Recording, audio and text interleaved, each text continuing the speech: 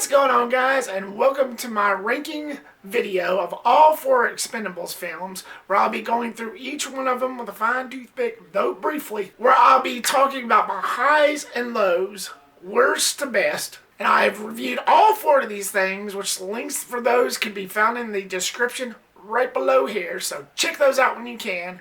And as always, thank you so much, guys, for clicking here. I really do appreciate it. So for those of you who have been keeping up with this film review series, I've been an avid fan of these films since the beginning. There's certain ones in this series that hit high and low. Mostly high, but at a low level, if that makes any sense. So none in this list is going to be classified as rock bottom, as a low point. So a lot on this list will be classified as least awesome to most awesome.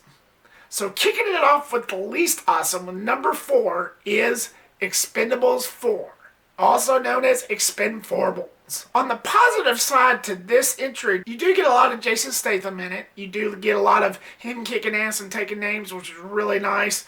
Some of the dialogue, not all, but some of the dialogue, especially between him and Sylvester Stallone, though as limited as his part is pretty cool, is pretty funny. Honestly, I thought that's where the movie shined the most, had the most pull.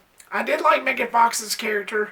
I thought she brought a nice look to the film and, a nice freshness. I did like certain aspects of her character. Since her Ninja Turtle and Transformers days, it was nice seeing her up there on the big screen again. However, this one is the weakest, especially in story, which came off as a total cheese fest. There wasn't really that much there. Characters felt weak. They just seemed like they didn't want to be there at all. There was really no magic to be had other than the Sylvester Stallone and Jason Statham scenes. The CGI was horrendous. The action scenes looked so fake, like straight out of an early 2000s game. It was just horrendous. You could tell there was green screens everywhere. It just felt so unfinished. A lot of shaky cam, and it did seem like it was the sluggish out of them all. And it just didn't feel like an Expendables movie. It just seemed like the filmmakers were forgetting what they were making. Like, you don't even get that famous Expendables theme song. So there's definitely room for improvement here. But again, that's not something that pissed me off. I've always been the most forgiving out of most people. So that's why number 4, the Expendables 4. Coming in at number 3 is the Expendables 3. Now, I felt like this is where it started to veer off something fierce. This is where I felt like the series was kind of running out of gas, was kind of running out of ideas, and just a way to, keep the magic going. Now, I do admit, some of the magic was still there. It was not lost here. You still had that great star power. You still had that great, iconic, what this series was built on. It was still here. But it just the thought of your main character in Stallone giving up on his old team just because they got shot at when they probably went through worse things before the events of the first film. I just never bought the fact that he gives up that easily. That he could just give up on his old team and just hire new ones and just out with the old and the new. I just never bought into that concept. With the story and the direction that was just chosen here, it really didn't work for me. It never has. Since the very moment that this film had come out 9 years ago, it never has worked for me, and it probably never will. I know they were trying to think of something new because they already had 2 at this point, but it just never really worked for me. Plus, it never really helped the fact that they dumbed this down to a PG-13 rating. Now, I know that doesn't always matter. That shouldn't always matter. But if the story is good, then, that's all that matters. But the story really wasn't. This series already had its audience. It already found its place. Why screw with perfection?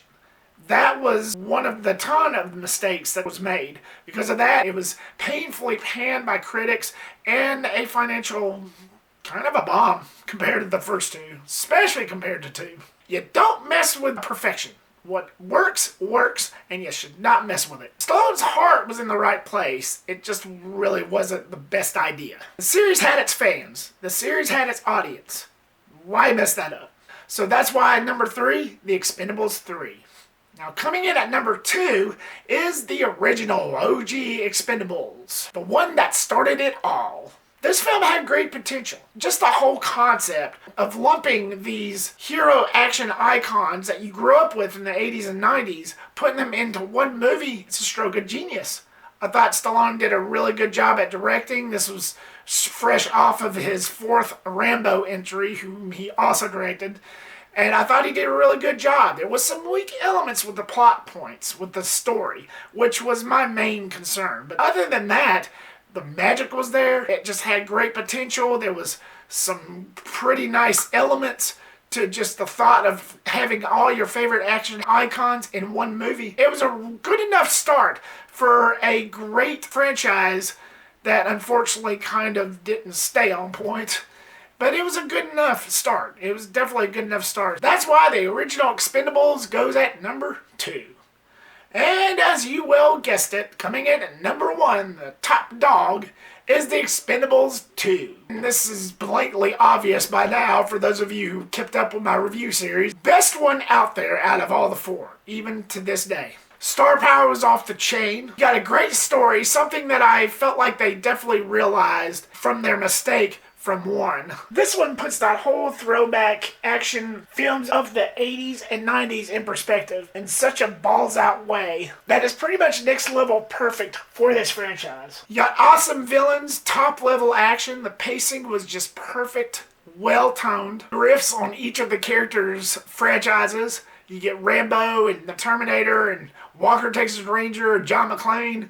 Just all these awesome riffs that made this movie even better. This is how the series should have stayed. The Expendables 2 is a prime example of how a film series should have just stayed at. Unfortunately, it didn't. So that's why number 1, The Expendables 2. Well, that's it for this one, guys. Hope you enjoyed this ranking. What are your favorite Expendables movies from worst to best? You have one. Is this your favorite series, or is this not your favorite series? Leave me a comment down below and give me your thoughts.